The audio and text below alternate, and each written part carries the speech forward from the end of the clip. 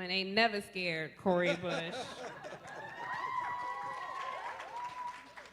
Another member of Congress told me Marjorie Taylor Greene might be crazy, but she ain't stupid. She know who to run up on. And she found out when she had a little encounter with Congresswoman Cori Bush. So thank you, madam, for being here representing St. Louis. Next, we have my longtime friend, Rashard Robinson.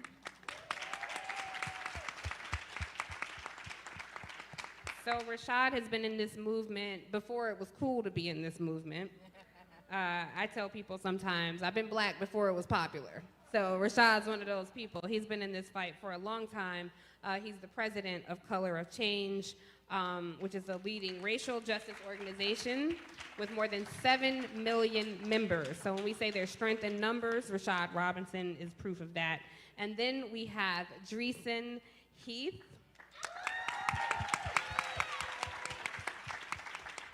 She is a researcher and advocate in the Human Rights Watch United States program, and she focuses on racial justice issues. So we don't have a lot of time. We want to be on time. I'm a Southern Baptist, so you know when the preacher says, I ain't going to take up too much time, and 2 hours in, he ain't even got to the announcements yet. We're not going to do that today. So I want to kick off and turn to you, Damario, because you are at the center of this fight for reparations. And one thing that we talked about, I'm sorry, I should introduce myself. I'm assuming everyone knows who I am. Hi, everybody. My name is Tiffany Cross. I host the Cross Connection on MSNBC on Saturday mornings. And thank you all for tuning in. For those who do every Saturday, the audience, I look out and you all are exactly the people who I want to make proud every weekend. So I thank you all for your support and tuning in. You do make us proud. Thank you, thank you. I appreciate that. So Damario, I want to start with you because you're at the center of this fight for reparations. And something we talked about a little bit this morning on my show is there are people who feel like I'm not responsible for what my ancestors did. So you want to come in and take my money for something I didn't do. But that's not exactly the case. This is state-sponsored violence that robbed the survivors and descendants of not only lives, but their livelihoods. So if you can, tell us what's at the core, what's at the crux of this lawsuit that you brought against the city of Tulsa. Yeah, thank you, Tiffany, and thank everyone out there. The crux of it is harm was done, damage was done to a people 100 years ago. We know who was harmed, we know what was stolen, it's very well documented, and we know who did it. We know the city of Tulsa authorized it, they armed them, and they gave them instruction to invade Greenwood. We know the county participated. We know the county sheriff participated. We know the Chamber of Commerce. Not only did they participate in the massacre, but after the massacre, when they put us in internment camps and forced us to work as enslaved people, cleaning up our own communities. So when they say they're not responsible, is the chamber still around? Yes. Is the city of Tulsa still around? Is the Tulsa County still around? All right. Is the state of Oklahoma still around? Okay, so the same entities who perpetrated the massacre and its 100 years of continuing harm through policy violence are still around. They're still responsible, and we tend, with the help of everyone here and everyone listening, to hold them accountable. I want to stick with you, Damario, because from a national perspective, there's some confusion going on about the commission versus the Legacy Fest. So as I understand it, the commission has raised over $30 million to create this Walt Disney type tourist attraction. I'm just curious how much of that $30 million is going to benefit the direct descendants and survivors of the massacre who were actually impacted by state-sponsored violence.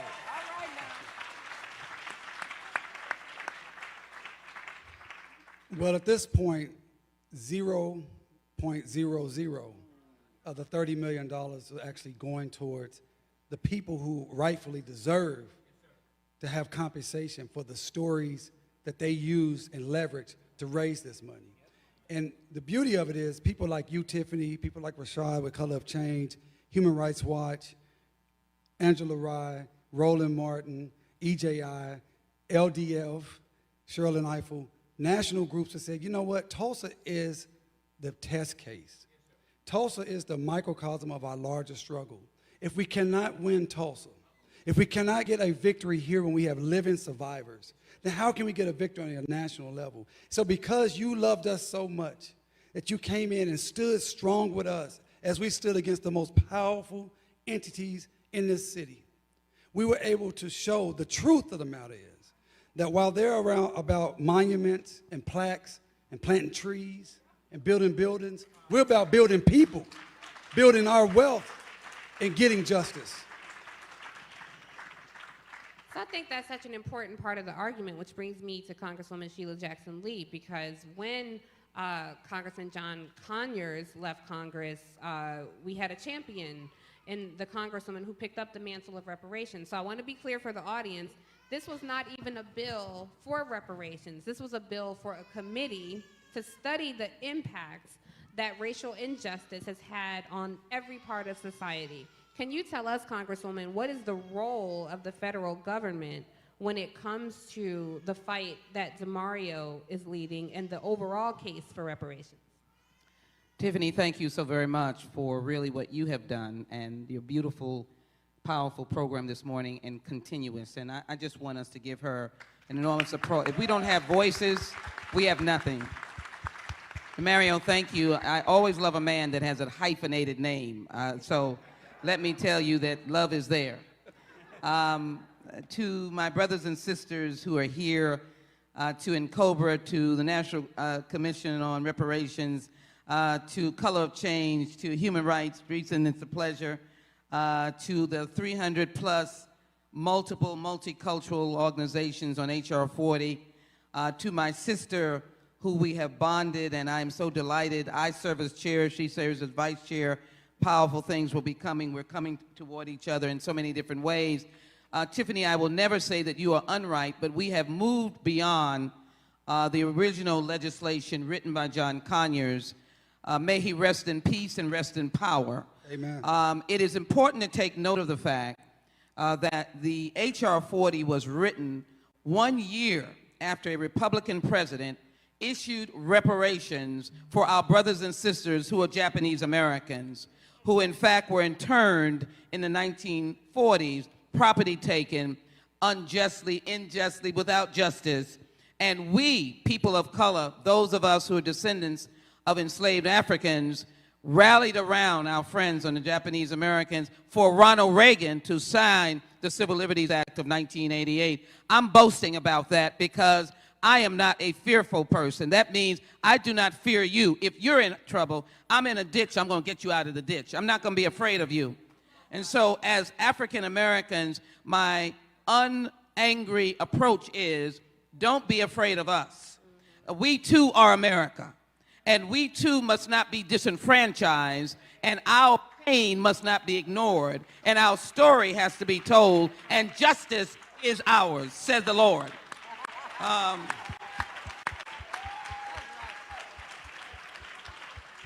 So lucky coming to Congress and being under the shoulders and umbrella of John Conyers on the Judiciary Committee, and when he retired, when he passed away, subsequently after, but when he retired, as one who had been a soldier, and young folk out there, there's no problem of being a soldier on the battlefield before you're a general, but being a soldier under John, he was kind enough to be able to give it. We then revised it.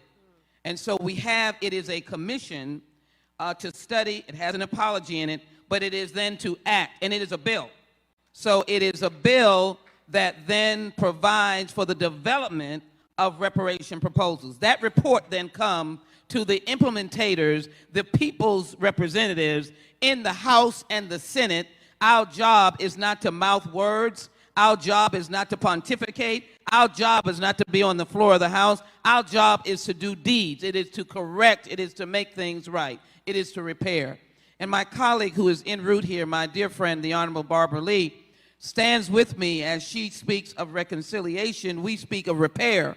She knows that repair has to go forward, and she is front and center on that. So to make the story, let me just simply say, this slavery was government sanctioned. Tulsa, Greenwood was government sanctioned. That's why my brother's in court. That's why, unfortunately, the courts did not do justice when they dismissed those cases early on, indicating barred by the statute of limitations. Absolutely not. Absolutely not. As far as I know, in some states, murder has no statute of limitations. Right. And so if you are going into court, even though some of these cases were civil, if you're going into court on the basis that somebody was murdered, then you're trying to get relief. There should be no statute of limitations. Moving on, and if you think the CBC, let me just quickly say, I know there'll be another time, but let me, in the spirit of Joyce Beatty, our chairman, I'm an officer of the Congressional Black Caucus, let me say that we are squarely, here's my sister here, we are front and center with you. We will never be moved. We are by the riverside, and we shall not be moved. Congressional Black Caucus is standing with you and is here with you. But let me finish quickly. The idea of H.R. 40 is that it is the actions both in Tulsa and various places that can be, let's say the overall bondage was government sanctioned. Plain and simple. I'm not knocking on my neighbor's door who doesn't look like me and try to get anything from them. I don't want anything from you. In fact, you may have pain that I may want to help you with. But right now, the pain that we have, or the injustice or the taking of wealth, was government promoted. So please, America and Americans and human rights activists and believers, it is government sanctioned. So we wrote this in the federal government because the federal government has to be the umbrella on a rainy day. The federal government is the one that sends soldiers in the battlefield to defend us. I didn't ask my neighbor to go get a pick and go over to World War II. I said soldiers will go. So the idea of this commission is not to leave anybody out. We're not talking about if you're saying money that we're leaving you out. We're not talking about if you're saying catastrophic change, reformational change, educational change, complete change, HBCUs being never able to close their doors. Nothing is to be left out. Please understand me, my brothers and sisters. It is that we will have the commission. We've got to hear you. We've got to come to Oklahoma for a hearing, just like they came here. We've got to go to Mississippi for a hearing. We've got to go to Harlem for a hearing. And the idea is that you will then come and give the report to the government because you've been injured by the government. The black codes, the failed Reconstruction, Jim Crow, lynching, and the civil rights movement, and the 4 little girls in Birmingham, Alabama. And what, Tiffany, will happen is that the government, our federal government, will then respond. My words as I close on this question is, I too am an American. I wear the uniform of the police officer. Hear me out. When I say that, you know your brothers, your sisters, your friends, your neighbors, etc., have worn that uniform. I wear the uniform of the United States military. Uncle Red, 101 years old, Tulsa, went to World War II. They wanted him to be nothing. He was born. He should have been nothing. He should have been so angry that he did nothing. But he fought in World War II. With that in mind, I too am America. I cannot have a Congress or a government that fails me. I cannot be disenfranchised. I cannot be silenced. And I don't do it in anger, but I ask my brothers and sisters, let me thank my sister here coming in with all power, but also joining with fellow members. She just walked through the door. She's a co-sponsor, but others who don't look like either one of us, our progressive members of Congress that piled on to H.R. 40, conservative members, moderate members. Let me thank them. For now is the time to go to the floor and vote on this. I can't be silenced. My story cannot be untold. You cannot be frightened from me. I am not frightened of your pain. Don't be frightened of mine. So the theme that we should have as we go here, I said this earlier, you need to leave out of here with no shoes on. Because you need to be able to tell folk that I have run so hard, I've lost my shoes. Because I'm going to ensure that reparations is accepted by the global America. Because I will tell you as an internationalist that once America votes on reparations, her voice becomes the voice of human rights. And so the folk in the continent will hear her. The folks in the Eastern Bloc will hear her in Europe. The folks down in South and Central America will hear her. The folks in Haiti will hear her. And the folks in the Mideast will hear her. They will be able to hear her as a voice of conscience. because they'll be able to see, and they'll say, she has repaired her people. Then she has legitimacy to help repair me. That is what H.R. 40 is. That's why I'm here. That's why I applaud my brothers, my sister. That's why I'm here to listen. And that's why the Congressional Black Caucus in numbers are flying in. I'm their Renaissance woman, their reconnaissance. I came in early to see if y'all were going to receive us. But anyhow, they're on the way. And they're on the way to be gifting and giving, and they're on the way. Forgive me, I'm so sorry. The passion is in my heart. I don't want anybody on here to have no shoes on. I'm getting ready to kick mine off. Because you need to show that you're out here working. Working. Working! Just real quickly, I want to talk about work. And when we went to D.C. last week for our congressional hearing, which was amazing because of people like Representative Lee, Sheila Jackson Lee, and Representative Bush, she met us outside the Capitol because they were trying to have us drop off our survivors, and we were going to have to walk half a mile to the Capitol. She was out there talking to the officers, saying, no, these people will not be here. We got special treatment because of this woman right here. It was blazing hot. It was no cameras. It was no TV. She was just there for us. Walked us into a special interest, had to call the sergeant of arms because they had an order not to allow anyone through there. She made sure we got where we needed to go with ease and comfort. We thank her and the Congressional Black Caucus for everything that they're doing to support us here in Tulsa. I think it's an important point you made about there were no cameras because so many people across the country always ask, well, what is the Congressional Black Caucus doing? And the work continues every day. And you have to remember that the cameras don't always show up when it's not a sexy story, or if it don't bleed, it don't lead, you know, and they're out there doing the work every day that doesn't always get that kind of celebration and attention. So I thank you. Congresswoman Bush, I want to move to you because your life has been touched in so many ways. You have quite a testimony. You're a survivor of domestic, police, and sexual violence. Yes. And despite all those things, here you are, a member Yes. of Congress, the first black woman to represent St. Louis, the first nurse to represent St. Louis in Congress. And no one can deny you are a woman of the people. Yes. And the people helped elevate you here. So even in your life, I think all of the issues that you faced are predicated on systemic and institutional racism Right. and white supremacy. So the important thing to remember about Tulsa, it's a microcosm for the rest of the country. This isn't about Tulsa. It's bigger than Tulsa. It's about all our lived experience. From your perspective, what would reparations do if Damario is successful in his case? What would reparations do? What would it mean for not just the people of Tulsa, but for the descendants of the enslaved people across this country? So because, first of all, let me say to Tulsa, thank you for making sure you kept this thing before our faces so that we can make sure that we take this thing as high as we can go. I'm so sorry. I have to say, I'm so sorry that the world has made this a T-shirt. But we're doing the work. We're doing the work to make sure that it's not just a T-shirt.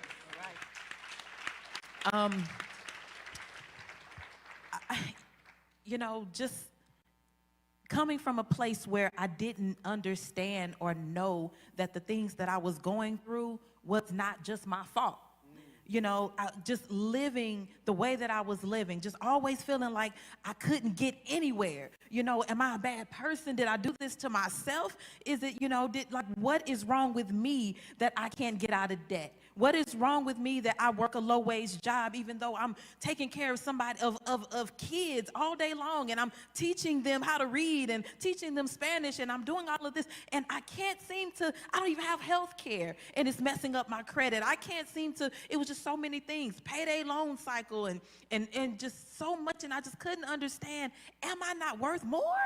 How do people get there where they have a life where they don't have to worry every single day if something is going to be shut off? Like, what does that look like? I have gone for my whole life, after I left my parents' home, that has been an everyday thing for me. My whole life, up until very recently, was Am I sure that something won't be cut off? Am I sure that I have the money for my rent? Am I sure that I have the money for my car note? Car insurance, how do I pay that? I got to pay this other stuff. Let's just be real. That was my life. But not understanding that policy affected my life in such a negative way because policy overlooked me. Because the systemic racism, when we don't call it what it is, when we don't talk about how institutionalized racism is, when we don't talk about how it's in every single thread, when we don't talk about how white supremacy is in every single aspect of our country, every single aspect of life, when we don't call it what it is, then we end up there thinking that it's me. When I think about my home, and I think about St. Louis, we're always number one, number two for murder, for homicides, number one for police murder for year after year, number one for the murder of children by guns, all of these things. Is it St. Louis? Is it Tulsa? Is it Detroit? No. Nah. Is it black folks? No. Nah. You know what it is? We started out at this disadvantage. We started out with this inequity. We started out, they're telling us we need equality. Well, we can't get to equality if you don't go through the door of equity. And then don't talk to me about equity if you're not giving me justice. And the root of all of that has got to be love. But America don't love black folks. And we got to remember that. And so that's okay because we'll love one another. And the best way that we can love one another is to call it out and say, you know what, you won't get it for me, but we will. So we go to the local level and go and do that work in elected offices. We go to the state house and we do that work. We go to Congress and go to the federal office to do that work. So for me, what it looks like is, first of all, life. I always say, if Michael Brown, that's how I have to give honor to Michael Brown and to his family, because that's how I got into this work. He would have been 25 a few days ago. When I think about, people say, well, what is justice? What does justice look like? Justice is Michael Brown being alive today. Justice is George Floyd being alive, and Tatiana Jefferson and so many others. That's justice. We don't have that right now, and so that's what we have to fight for. How do we get that? We're working for making sure everybody has a livable wage. I don't care what your job is. If you flipping burgers, baby, I want to make sure that you are flipping these burgers right, and I want to make sure that your mind is well and that your home is well, because if you're giving me food, I need you to be taken care of. So that makes livable wages for everybody, making sure everybody has health care. I watch my patients die. I'm a nurse by trade. I watch my patients die because they didn't have access to health care, or they had access but no care. And so they were rationing insulin. Me and my cousin, we sharing insulin. That's how my patients died. And you know what? Because I know that I got to do something about it. And so making sure everybody has health care, making sure each and every person has clean air, clean water, that's how we do it. Making sure we're investing economically in our communities. No, I'm not looking to anybody else to do it. I'm kicking the door in myself, and I'm asking whoever want to come along with me, come along with me. And we're doing this thing fearlessly. We're not asking, we're not begging, we're walking in, taking it. And to me, that's justice. When we save lives, I went to Congress to save lives. I can't even help people until I save your life first. So I went to Congress to save your life, and then later I can help you.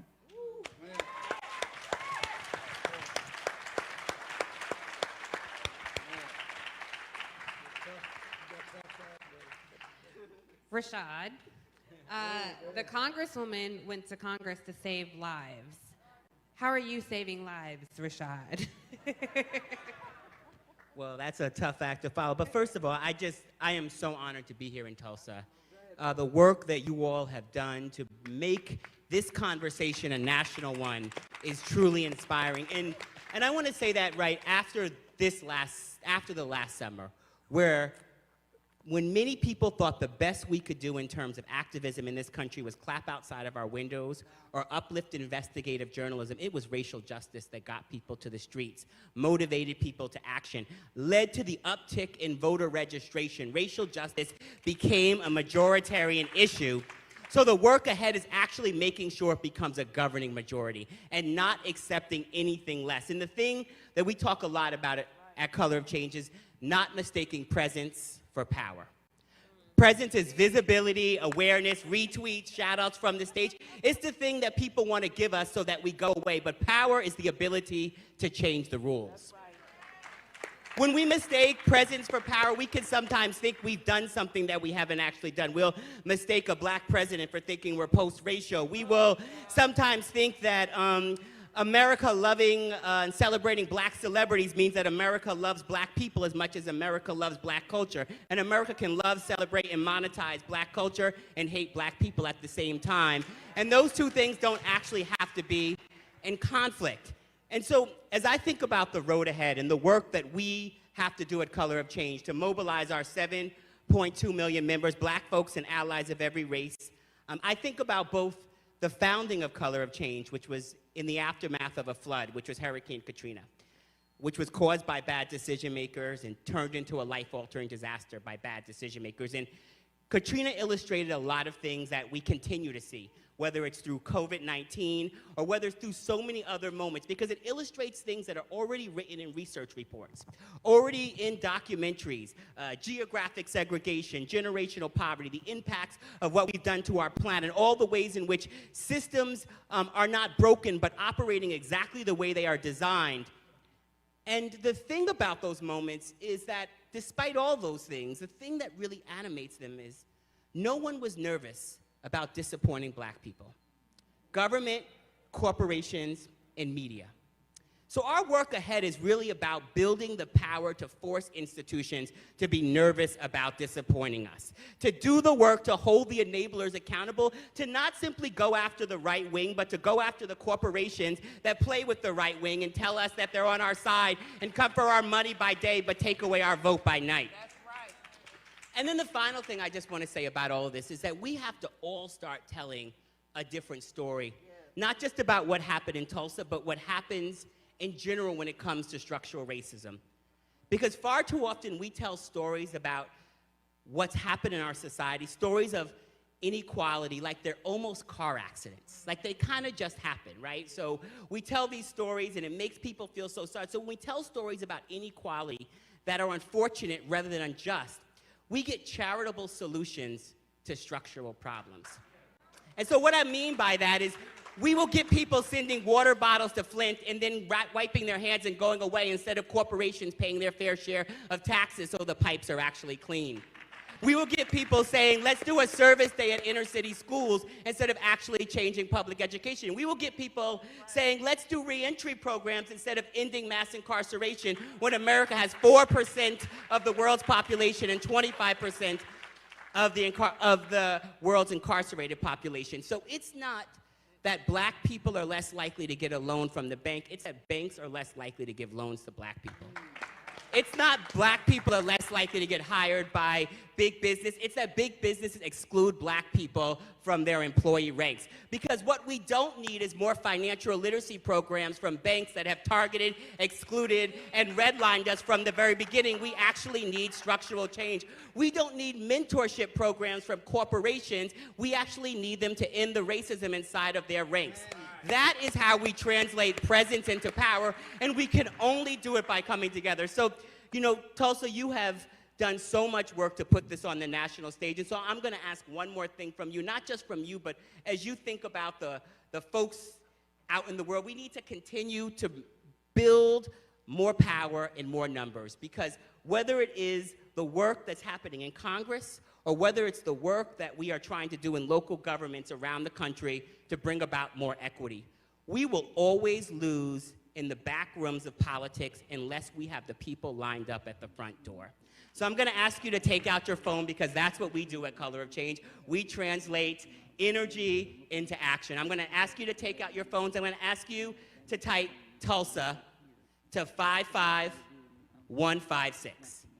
Tulsa to 55156. That will sign you up to the work. It's going to ask you for your zip code, but I'm going to ask you to engage the people in your networks, because what we're going to be doing over the next year is working to support HR 40, working to fight for infrastructure, working to fight at the local level to force prosecutors to be accountable to our communities, and working right here with you all in supporting Damario and the survivors on the road ahead.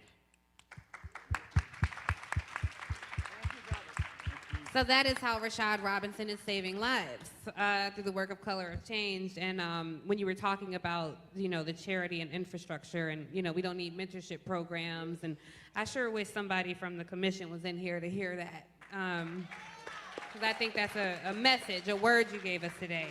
So, Dreesen, one thing that I find that's been really frustrating for me is the talk of reparations.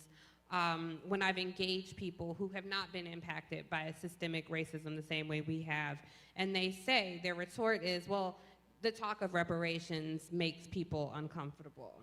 And I could give a damn how uncomfortable people are and get comfortable being uncomfortable, because this is the conversation that we're having. And this isn't really a revolution, it's an evolution. This is a dinosaur that doesn't want to be extinct. How do we move this conversation into policy in a way that bypasses anybody else's feelings of discomfort? Thank you for that question, and thank you all for being here. Tulsa has a special place in my heart, being born here, but having a homecoming, by responding to the compounded pain that you are experiencing, thriving through it all, but still experiencing it day by day. So I'm honored to be in community with you all today, and honored to be with this esteemed panel. It's interesting when there are arguments about reparations being a difficult conversation, or even acknowledging systemic racism, because what's difficult and uncomfortable is when Africans were kidnapped on the continent and brought over here, were brutalized, were raped, were forced into labor, and did not receive any restitution from those experiences. What's uncomfortable? When Tulsans were shot in their homes, shot in the streets, burned in their homes, their houses, their businesses, black wealth, not white wealth built on black bodies. This was black wealth. It's uncomfortable when the National Guard is literally taking black people out of their homes, disarming them of their guns so that they can't defend themselves when they are rounded up into concentration camps, and malnutrition. There were stillborn and premature births in that concentration camp in 1921. Those are lives. Those are lives that didn't live. And yet we have survivors here today fighting, pleading. Mother Fletcher, first trip to Washington, and she had to plead for her life. So we're here today, to talk about, okay, what is equitable good policy? Something that federal, state, and local governments have done for white people historically, but not for black and brown communities, not for poor communities. But also the conversation about reparations. At the root of that word is repair. That should not make you uncomfortable. Y'all should go around every day next week and just say reparations randomly to people. Just say reparations now, right? That should not be uncomfortable. When we have a physical ailment, when we have a physical injury, we have to rehabilitate that injury, right? To get better. Or else you're gonna have complications in the rest of your body. And that's what black people have been dealing with their entire existence in this country. And so without repair, you can't even benefit from good public policy, because you have not rectified the past wrongs that are ongoing wrongs. These racist classist institutions are here today. They didn't go anywhere. So it's important that we, develop equitable policy, develop investments in infrastructure, but that has to come alongside reparations. I don't care about the feasibility. The government should have not committed the crimes and the harms that they did.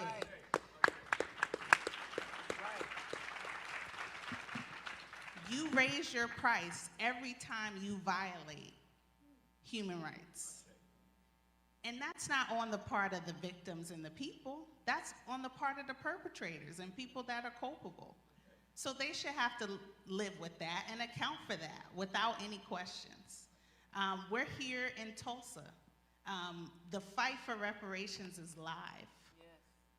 It's live, and we need more people to be engaged. In international human rights law, kind of wonky, but there are many forms that are reparative, many forms that are necessary, specifically in the case of Tulsa, where you can't just have the government throw a history center and say, here's your reparations. Reparations is a victim-centered process. You can't handpick Black people out of the community also that you want to represent to say this is our reparations. What it is an extensive consultative process that centers the people that have been harmed from start to finish. It is no in-between. They should be a part of the decision-making, not we make the decisions behind closed doors and then we're gonna consult with you later. Only communities who have been harmed can determine their recipe for repair. And we should empower each other to keep that fight up and to develop multiple remedies. In Tulsa, yes, there needs to be financial compensation. There's hundreds of millions of dollars that need to be paid back, not just for loss of property and economic accessible damage, but also for moral losses, loss of opportunity. These things have been quantified in other countries. One example is Australia. Indigenous communities just won a high court decision for getting compensation for their loss to spiritual connection to land while they were colonized. They lost that. That can be quantified. That harm should be paid. But in addition to that, trauma-informed care. You're hearing Mother Fletcher, Mother Randall, Mr. Ellis live through their trauma as they testify. How is that impacting them right now? How is that impacting the descendants who have to sit in these rooms and live with whether or not their family members' bodies are in those mass graves? That have to live with the loss of intergenerational wealth, that have to live with the fact that they, may reside in North Tulsa and then are, beaten by police at 3 times more rates than other white people in other neighborhoods in South Tulsa. So it's a compounded issue that needs multiple solutions.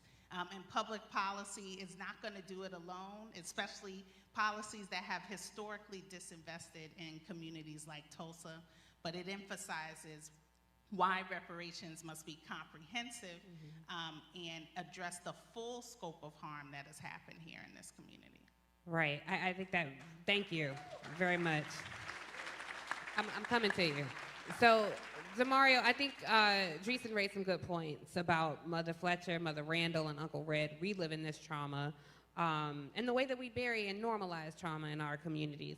Something I thought was interesting, as you know, I spoke with Mayor G.T. Bynum about this commission, and Brother Nehemiah, who runs the Black Wall Street Times, his research, yes, absolutely. Please applaud for Nehemiah.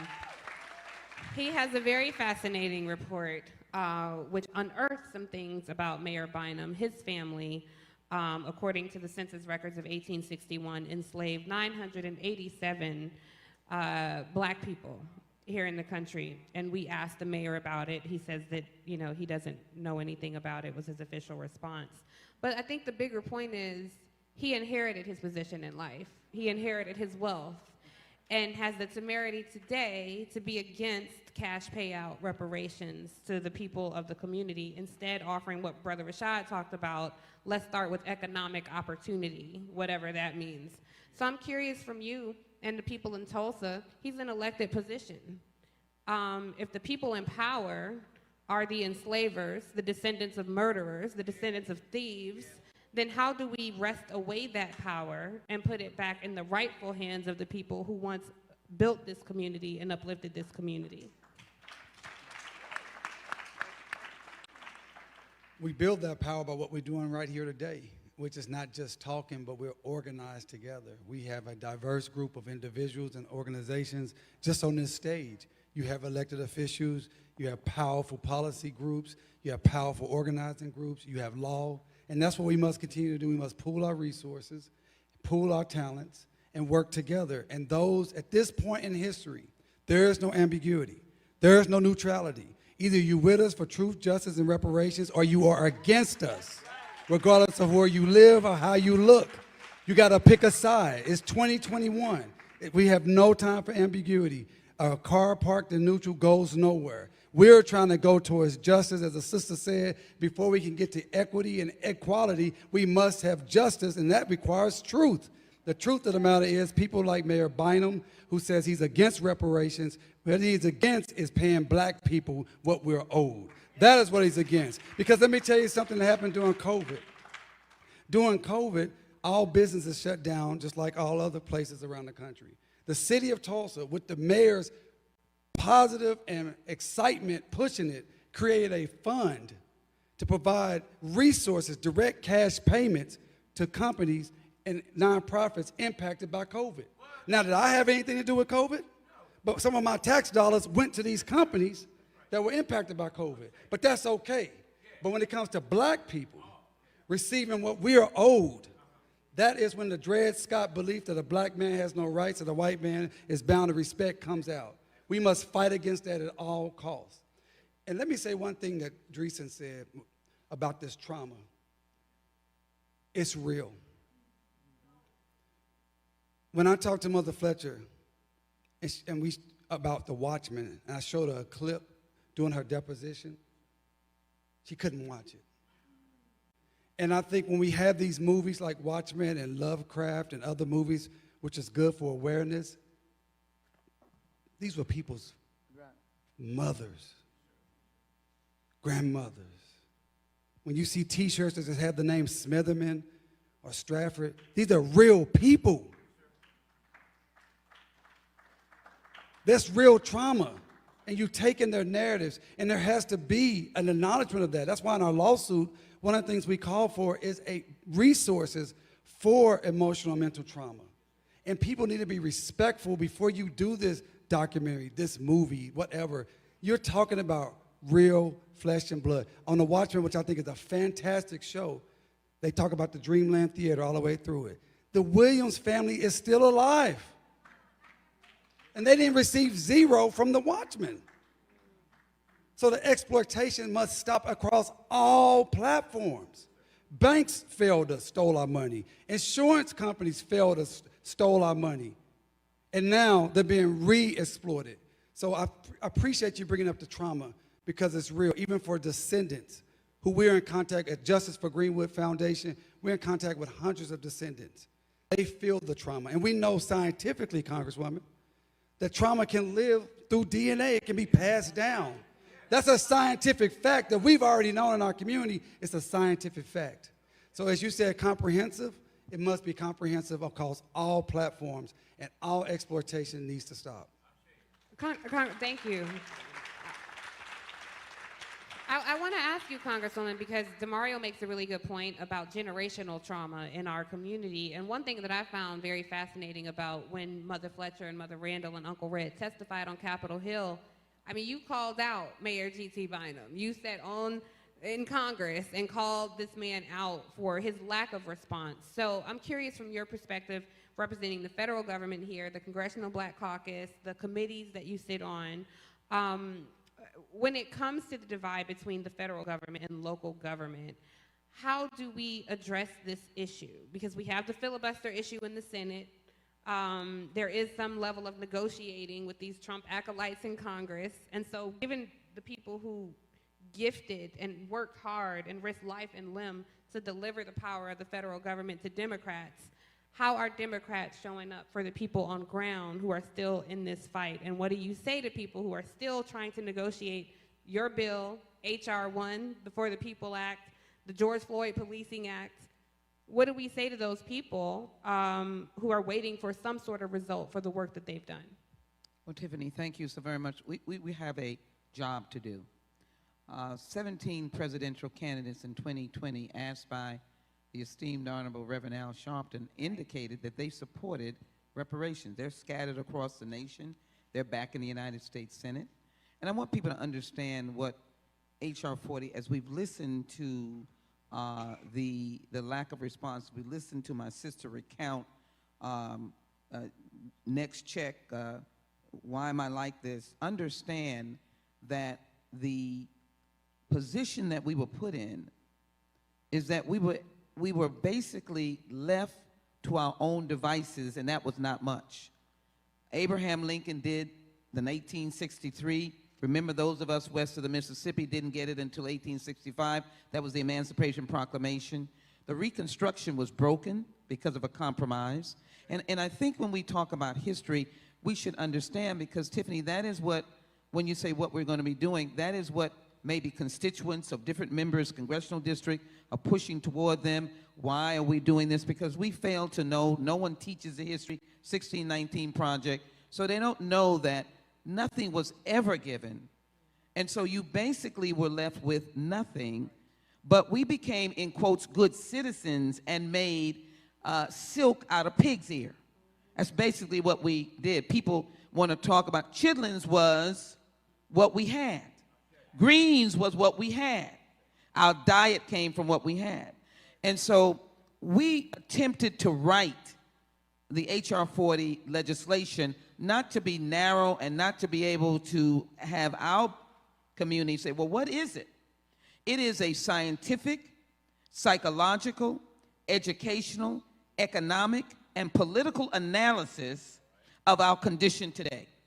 And it builds upon the pyramid, if you will, of what I've just said, the broken, never fixed system of freedom that they gave, including, again, the lynching that went on. Then we went into a civil rights movement, and we shed blood then. We shed blood in World War I, World War II. We shed blood. We did it as good citizens, and yet we were broken. And PTSD is real. It is in the DNA. That's why you would ask the question, and then let me say to those negative folk, well, you got black on black crime. Don't say that to me. Okay? Look to these cruel actions that really can travel and be transmitted in the soil. We are on, I said it at the, I don't know what that was, City Club or wherever we were, forgive me, beautiful place, but we are right now in Greenwood. This is Greenwood. This is where bustling communities, Mother Mac or the Mac family's house you pass by, that's what we were living in 1921. Brick homes that no one gave to us. I took a moment to kneel on the grass and ask my faith, my Christianity, my prayers to be able to get me ready for dealing with this. I wanted to touch the grass. I am told we are on Greenwood. I can't see anything. I can't see Mother Fletcher's home, Mother Randall's home. I can't see it. But my colleagues have to understand, as Dreesen has said, that there can be no distaste for reparations because the wealth quotient now is so high, and I didn't create that. I did not squander my money that you gave me. I did not ruin my life. I didn't get anything. And so the government, I believe, and what the next steps are, and allow me just to call off Joyce Beatty, our chair, and Stephen Horsford, and Hank Johnson, Congressman Wilson. We are the executive committee, myself, Nagoose, and Brenda Lawrence, representing the Congressional Black Caucus and all their individual work. Our commitment, if you want to know for next steps, is that we are embracing H.R. 40, and that we hope and pray that we move it to the floor, that it is the action item of going into everything that we have talked about. We will look in the criminal justice system, why we are still fodder, why Michael Brown, and before I knew her, I was in Ferguson. I have this thing about kneeling. I knelt on the floor. I just have to get strength from it. And I saw the street, how narrow it was, and how Michael could have just been any other boy, just go on home, or just let me just drive away. Why did he lose his life? Why was he shot down? Is his life so devalued that you thought it didn't matter? That you could just shoot? Remember now, that comes down through the ages. Somebody is taught that our value is not worth anything. So H.R. 40 is to turn that around and to say, no, America recognizes that there is value. We didn't get the value. Mother Fletcher didn't get it. Your clients didn't get it. Tulsa didn't get it. Greenwood didn't get it. And it has to be valued. So that's the next step. When we did the commemoration, I don't want anybody to say, well, that didn't feed anybody. You never had anything in the congressional record to talk about this story. And the Congressional Black Caucus was determined, thank you to Senator Warren who has a bill, but we were determined in the Senate, let me thank her, to get it at least in the United States House congressional record. The story, the violence, we made it a priority. And we found a way where you don't move those bills that fast.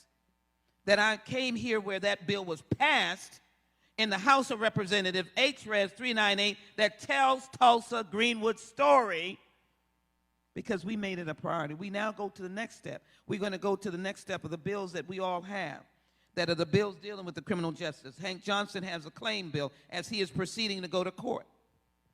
But you have to be with us. So when we say next steps, watch us. It is to get reparations.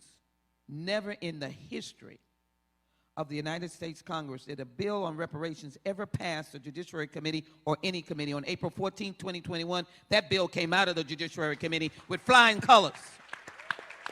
And what that means is it is ready to go to the floor. That's right. It has been vetted by a House committee. Without any bragging, that's why she got on it, most powerful committee in the United States Congress. It deals with your life. And so it got out of that committee. Thank you to our chairman, Nadler, and Steve Cohen, and others. So now, folks, next steps. Oh, I'm not saying that this is a panacea, that the light will shine and the bricks and mortar of where people live right now, that every question will be answered. But we will be in a position to demand response. And what that means is the report will come to Congress, and we as members will then have the authority. You got to do this, you got to do that, you got to do this. As it is now, even with the American Jobs Plan, we are all in that. I support the American Jobs Plan. I don't want to go small, I want to go big. American Jobs Plan right now, let's go big. And let's we're not selfish. American Jobs Plan doesn't have black people's name on it. So we go big, we're going to be all in the corners of Tulsa, all in the corners of Houston, corners of St. Louis, and every other corner. American Job Plan, let's go big. American Family Plan, let's go big. These are the bills that the Biden administration has offered. We're prepared to go big on H.R. 40, let's go big, and analyze and present to the American people that the worth of black people and the burden of slavery and the wealth we created, we made cotton king. No taxation then. We made cotton king on our backs. We made the transatlantic slave trade rich. We made the South, the landed South, rich. We made the Wall Street banks in New York. We made the commodities, the future in the Midwest. That was us. Do you understand that? Have some dignity, black folk. Stand up and say, that was me. That was me. That was me. That was me. I can't hear you. That was me. That was me. And I'm not selfish. That was me. And so my commitment is, with the legislative abilities that we have collectively, not negate my colleagues. I thank them. I want it to be public, that my voice may be shrill, but it is not angry. I want to go with them to get it to the floor. I want to thank my leadership. And I want them to understand that somebody said, it's repair. Yes. It's repair. So can we go to the floor saying it's repair so that no one will be angry and be saying you've taken something from me?